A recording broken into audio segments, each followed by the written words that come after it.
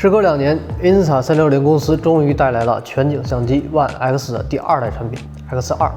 我个人比较喜欢这类设备，它轻巧易用，你可以最大程度发挥你的创意。那么各位如果有全景相机的话，可以说一说你现在用的是哪一款？今年的 X2 也许会让不少人有换代的欲望，毕竟今年升级了很多亮眼的地方，比如说这个可以触摸的显示屏、更长的续航、更好的防抖。再加上现在有越来越多的平台支持全景视频的上传，也让全景视频有了更多的发挥空间。那么大家好，这里是我们 Insta360 One X2 的上手。我们先从外观上开始。X2 的定位是一款可以随身携带的口袋相机，方便你随时随地的开始拍摄，记录日常。乍一看，整体的外观设计跟1代好像没什么区别，但是你仔细观察的话，细节上还是有很大变化的。这次 X2 换了一块更大的电池，这也就意味着过去的 One X 电池将不再通用。相比之前的1050毫安时，现在 X2 增加到了1630毫安，电池容量提升到了55%。在最高分辨率档位可以持续录制约80分钟，假如在寒冷天气，续航则会更好一些。在实际使用中，它的感知还是很明显的。一块电池你拍拍停停可以使用约3到4个小时，也就是说一天的出行你带3块电池就应该足够了。充电接口也从 Micro USB 换成了市面上主流的 Type C。那至于屏幕方面，终于换掉了不可触控的数字屏。那通过这个屏幕，你可以看到你拍的画面，调节参数也不再需要像上一代那样用手机来作为核心控制。如果有用过One X的朋友，应该深有体会。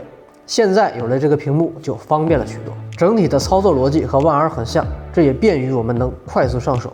屏幕本身很亮，触摸也很流畅，用它构图也够用。圆形的设计也方便全景画面的预览。但使用下来之后，我觉得如果屏幕尺寸要再大一点的话，那就更好了。应该是考虑它的便携性，没有做大整体尺寸，给屏幕预留更多空间。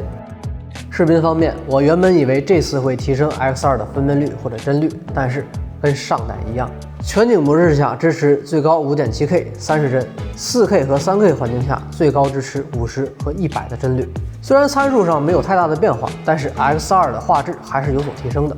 官方说是改进了镜头的加工工艺，在清晰度、色差、鬼影、眩光等方面都有所改善。另外，提升了防雾和防水等级。拍摄效果呢，大家可以自己看一下。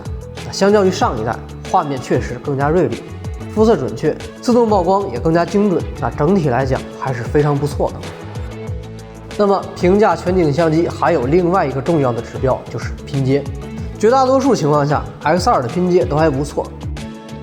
拍照方面，这次新加入了一个叫做 Pure Shot 纯净摄影的功能，可以理解为它是基于 AI 算法对RAW格式照片进行自动调整，以达到或超过 HDR 拍摄的大动态范围效果。在开启 Pure Shot 纯净摄影后，照片能实现更宽的动态范围，保留更多明暗细节。如果想要查看效果的话，需要在 App 或 PC 端查看。除了外观上的这些变化之外呢，这次在软件层面也更新了不少东西。因为有着2颗镜头，所以可以实现在一块屏幕里面显示不同的画面内容，这就是这次更新的画中画模式。开启这个模式是需要先按下录制键，然后再点击屏幕上的图标，此时整个屏幕就会变成大小2个窗口了。大窗口默认使用背面镜头，小窗口使用屏幕镜头，并且会对人脸进行跟随。拍摄过程中也可以退出该模式。画中画的效果需要在 App 里查看，相机上查看的话还是全景画面。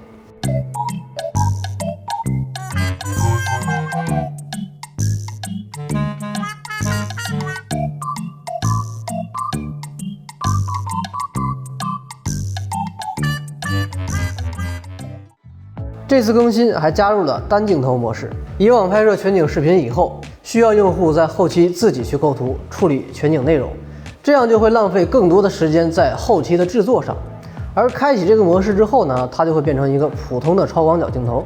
因为这个镜头超级广，你这样举着相机就能把身边的环境全部拍进去。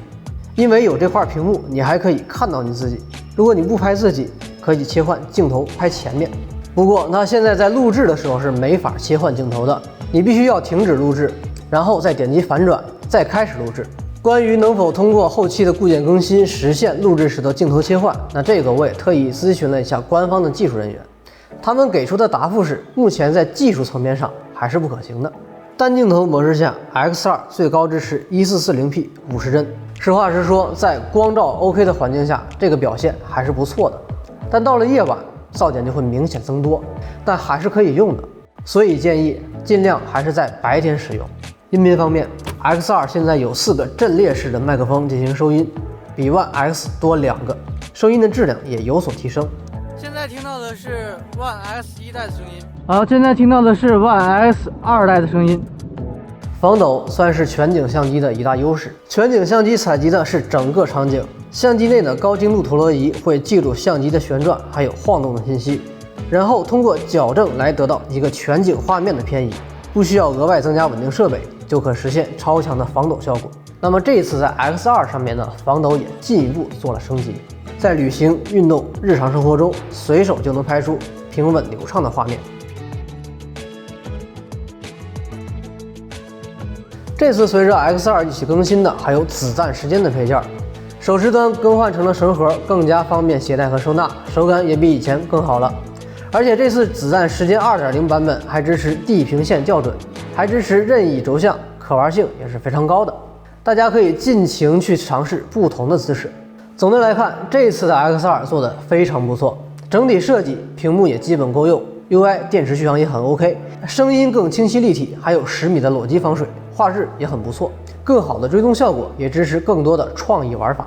听说正式发售吧还会支持视频会议模式，成为 USB 摄像头，分屏呈现画面，画质应该比电脑自带的要好很多。